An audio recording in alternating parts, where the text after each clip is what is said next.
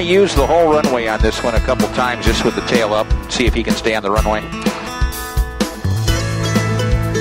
007 runway 1 for right, wind 12010, clear for takeoff, change departure. Citation A1 Whiskey Lima, runway 29, turn right heading 360, clear for takeoff.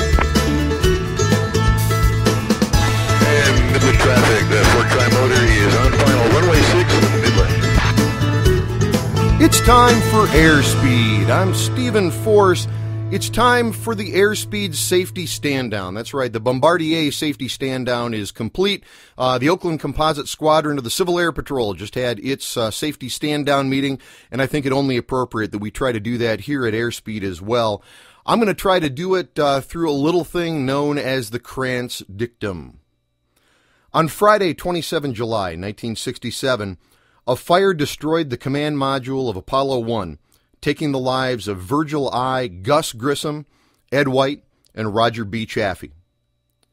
The subsequent investigation came up with, as is the case in almost any accident or incident, a cascade of causes. There are hundreds of thousands of pages of analysis, reports, and other documentary results of the investigation and subsequent changes at NASA and elsewhere. You can go read them at any of several depository libraries around the country. I've spent some time with some of those documents. But as with any event of this kind, one or two concise statements eventually rise out of the stacks of paper that encapsulate the event and give us the real lessons. The lesson from Apollo 1 that most stuck with me follows. On the Monday after the fire, Flight Director Gene Kranz gathered his flight controllers and delivered the following. It has become known as the Krantz Dictum. Spaceflight will never tolerate carelessness, incapacity, or neglect. Somewhere, somehow, we screwed up. It could have been in design, build, or test. Whatever it was, we should have caught it. We were too gung-ho about the schedule, and we locked out all of the problems that we saw every day in our work. Every element of the program was in trouble, and so were we. The simulators were not working. Mission control was behind in virtually every area, and the flight and test procedures changed daily.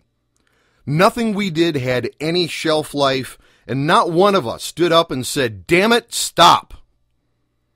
I don't know what Thompson's committee will find as the cause, but I know what I find. We are the cause. We were not ready. We did not do our job. We were rolling the dice, hoping that things would come together by launch day when in our hearts we knew it would take a miracle. We were pushing the schedule and betting that the Cape would slip before we did. From this day forward, flight control will be known by two words, tough and competent. Tough means that we are forever accountable for what we do or what we fail to do. We will never again compromise our responsibilities. Every time we walk into mission control, we will know what we stand for. Competent means that we will never take anything for granted. We will never be found short in our knowledge and in our skills. Mission control will be perfect. When you leave this meeting today, you will go back to your office, and the first thing you will do there is to write tough and competent on your blackboards. It will never be erased. Each day when you enter the room, these words will remind you of the price paid by Grissom, White, and Chaffee. These words are the price of admission to the ranks of mission control. I don't know how accurate this transcript is, and frankly, I don't have any idea how accurate my rendition is. And I'm not sure that I care. In any case, it's a stern and accurate statement about how we should view what we do. In spaceflight, aviation, or anything else that balances the big dream with things in the absence of which everybody do it.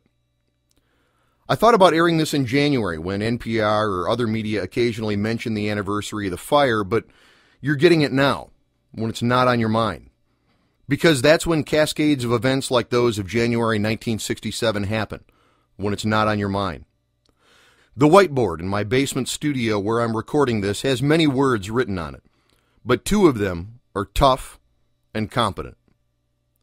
Apollo landed on the moon just 2.5 years later.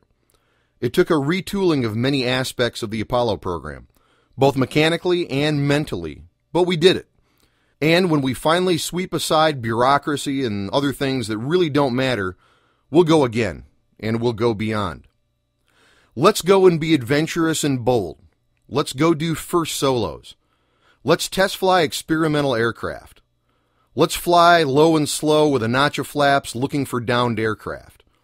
Let's pull hard and abruptly, preferably over an official or unofficial show line. Let's rattle dry lake beds with sonic booms. And let us do it better, faster, longer, higher, and harder. We cannot eliminate all risk, but we can resolve every day to live by the Kranz dictum in everything we do. And let our courage to do these things find a true foundation in knowing that we've done things to a standard that would have received a knowing nod in mission control in 1967 and 1969. Nothing really worth doing will ever tolerate carelessness, incapacity, or neglect. The Kranz dictum gives us a standard by which to measure ourselves when we do things worth doing. Let us be aviators. Let us be spacemen. Let us explore. Let us be tough. Let us be competent. For Airspeed, I'm Stephen Forrest. You can reach me at steve@airspeedonline.com. The website is www.airspeedonline.com. Follow me on Twitter, Stephen Force, that's STEPHENFORCE. Check me out at my transponder, making aviation more social, as Steve Tupper. And also make sure you check in at apilotstory.com to check out progress on the film A Pilot's Story. Thanks for joining me for this Airspeed Safety Standdown. More great content on its way in future episodes. Ground Point Niner.